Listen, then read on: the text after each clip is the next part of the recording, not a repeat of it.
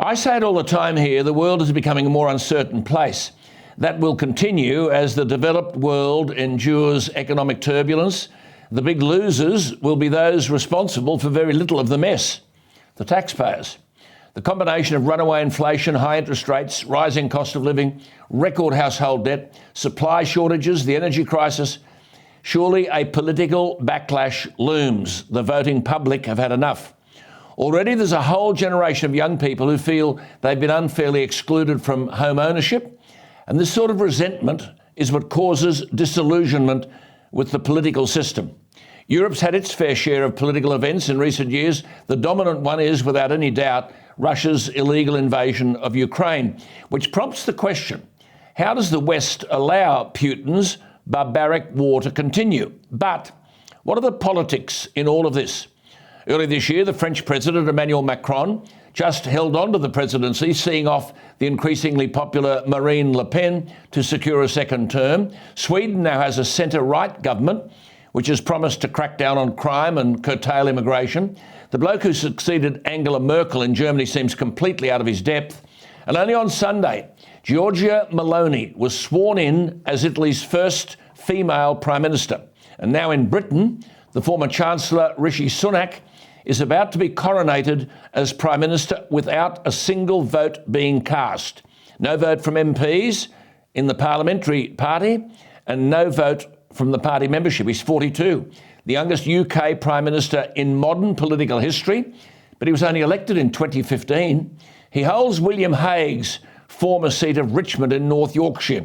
He's Britain's third leader in 7 weeks and the first Hindu non-white Prime Minister in the country's history. A rich banker and a teetotaler, he and his wife have a combined fortune of £730 million. That's 1.3 billion Aussie dollars, double the fortune of King Charles. More of that later.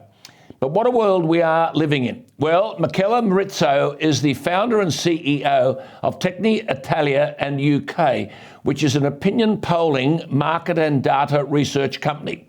What are the polls saying about all of this? And Michela joins me from Rome. Michela, thank you so much for your time. Let's start, if we might, in the UK, as I know you conduct plenty of polling there. What do the polls tell you about the Conservative Party and their hold on government?